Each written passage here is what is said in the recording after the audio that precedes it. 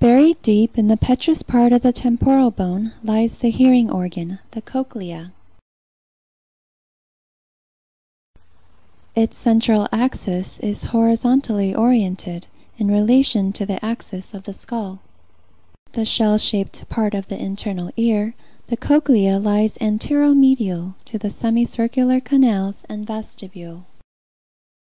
About 35 millimeters in length when straightened, the human cochlea spirals 2.5 times around its central bony modulus, starting with a wide basal coil and tapering to a tighter apical coil. A bony shelf called the osseous spiral lamina coils around the modulus like the threads of a corkscrew, projecting outwards towards the outer wall of the cochlea.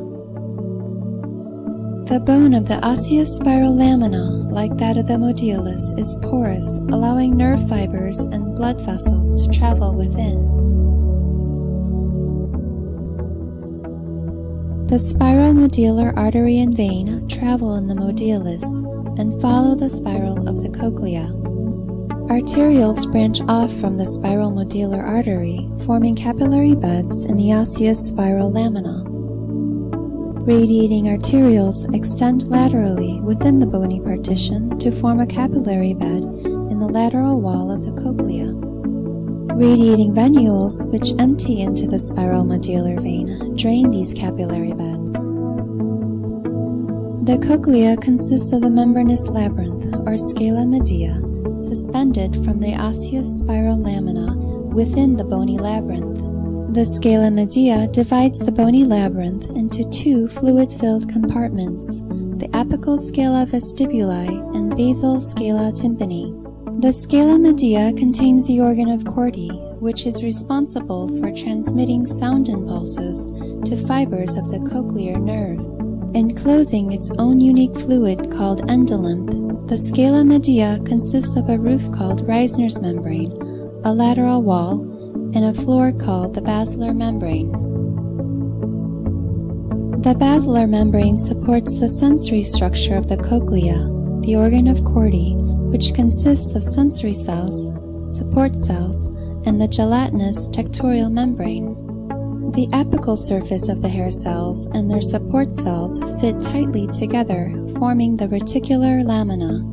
The inner hair cells are closer to the modulus and line up in a single continuous row following the spiral of the cochlea. The stereocilia on their apical surface form an almost continuous wall. Located further from the modulus, the outer hair cells outnumber the inner hair cells 4 to 1. Their stereocilia are arranged in a V or W formation. Surrounding the hair cells, a variety of cells such as inner and outer pillar cells and phalangeal cells offer structural support. The pillar cells also form the walls of the tunnel of Corti. Inner hair cells receive sensory nerve fibers from the cochlear nerve. Some sensory nerve fibers cross the floor of the tunnel of Corti and contact 6 to 100 outer hair cells, usually in the same row. However, outer hair cells primarily receive motor nerve fibers which cross the tunnel of Corti at mid-level and synapse with the base of an outer hair cell.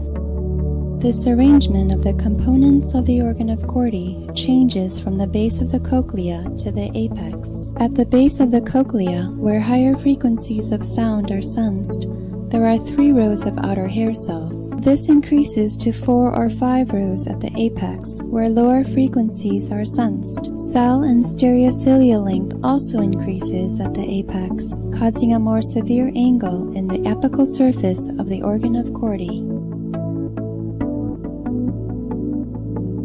From its interior composition to its outer spiral shape, the design of the cochlea accounts for the ability of the human ear to distinguish between many different frequencies and provides us with the gift of hearing.